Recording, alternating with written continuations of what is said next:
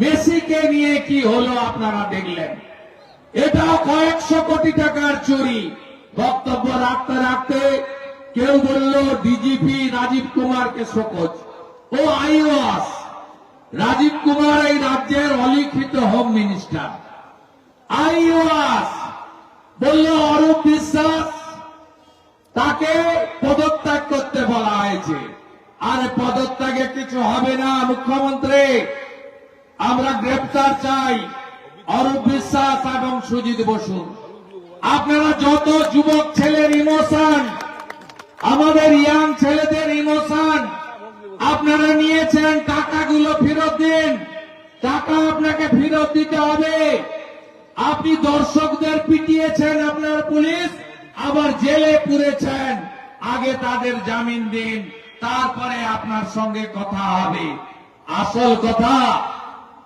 আসল কথা কি জানেন? গতকাল হাইকোর্ট খোলার পরে আপনাদের বিরোধী দলনেতা জনস্বার্থের মামলা করে দিয়েছে। আজকে হাইকোর্ট বলেছে বৃহস্পতিবার শুনব।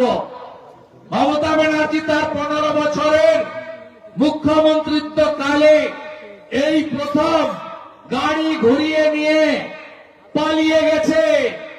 গাড়ি ঘুরিয়ে নিয়ে পালিয়ে গেছে যুব ভারতের গেট থেকে। কারণ কি? কারণ হলো মমতা ব্যানার্জির এই চুরি, দুর্নীতি, নারীদের উপর নির্যাতন, আরজিকর থেকে দুর্গাপুর আইকিউ সিটি, এই যে সীমাহীন মা বোন কন্যাদের উপরে গণধর্ষণ, অত্যাচার, খুন, তলানিতে চলে যাওয়া জনপ্রিয়তা, সীমাহীন তোষণ, জামাতিদের সঙ্গে উঠা বসা, হিন্দুদের বিরুদ্ধে যুদ্ধ ঘোষণা করা। তারপরে মমতা ব্যানার্জি জানতেন যে আগামী নির্বাচনে বৈতরণী পার হওয়া যাবে না, তাই মেসিকে ব্যবহার করতে গেছিলেন। মেসিকে ডান দিকে দাঁড় করিয়ে বাম দিকে তিনি থাকতেন, আর মেসিকে আর্জেন্টিনিয়ান ভাষায় লিখে দিতেন, একবার বলুন খেলা হবে। তা মেসি বলতো খেলা হবে, আর মুখ্যমন্ত্রী দিন দিন করে নাচতো 26-এও খেলা হবে। উল্টো খেলা হয়ে গেছে।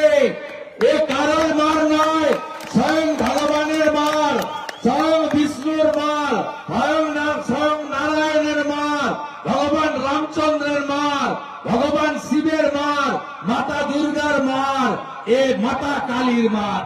নমস্কার বন্ধুরা, আমার নাম ধ্রুবজ্যোতি সরকার। রাজধর্ম নাকি আইওয়াস? যুব ভারতীতে বিশৃঙ্খলা কাণ্ডে অরূপ বিশ্বাসের ইস্তফা থেকে পুলিশের শীর্ষ কর্তাদের বিরুদ্ধে ব্যবস্থা নিয়ে রাজনীতির অন্দরে শুরু হয়েছে জোর চর্চা। 26-এর আগে ড্যামেজ কন্ট্রোলের চেষ্টা বলে আক্রমণ বিরোধীদের। পদত্যাগে কিছু হবে না, আমরা গ্রেফতার চাই, টাকাগুলো ফেরত দিন। দর্শকদের জেলে পুরেছেন, আগে তাদের জামিন দিন, তারপর কথা হবে। কটাক্ষ শুভেন্দুর। শুনুন আরো কি বলছেন বিরোধী দলনেতা। হুমায়ুন কবির মমতা ব্যানার্জিকে বুড়া আঙ্গুল দেখিয়ে কয়েক লাখ লোক নিয়ে বাবরি মসজিদের শিলান্যাস করল। আপনারা জানেন বাবর কে ছিল? বাবর ছিল মোগল পাঠান হানাদার বলাৎকারী। মন্দির ভেঙেছে, হিন্দুদের জোর করে ধর্ম পরিবর্তন করেছে। আমাদের মন্দির, মসজিদ, গির্জা, গুরুদ্বারা নিয়ে কোনো আপত্তি নেই, কিন্তু আমরা শাহজাহান, ঔরঙ্গজেব, বাবর, হুমায়ুন, আকবরের নাম এই বাংলায় লিখতে দেব না। যারা চান বাবরের নাম লেখা হোক তারা তৃণমূলকে ভোট দেবেন, হুমায়ুনকে, মিনকে ভোট দেবেন। আর যারা চান বাবরের নাম লেখা যাবে না তারা এপ্রিল মাসে কমল ছাপ পদ্ম ফুলে ভোট দেবেন। प्रस्तुत?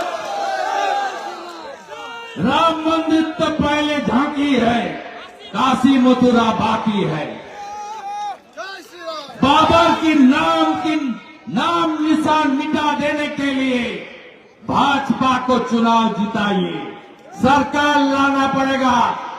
ममता की सरकार रहेगी तो बाबर की नाम लिखा जाएगी, औरंगजेब का नाम लिखा जाएगी, शाहजहां का नाम लिखा जाएगी, हुमायूं का नाम लिखा जाएगी, अकबर का नाम लिखा जाएगी, लेकिन भाजपा को अब लाएगी तो ये सब नाम और निशान मिटाने का काम ये भगवा वाले करेगा, ये राम की सेना करेगा, ये राम भक्त करेगा।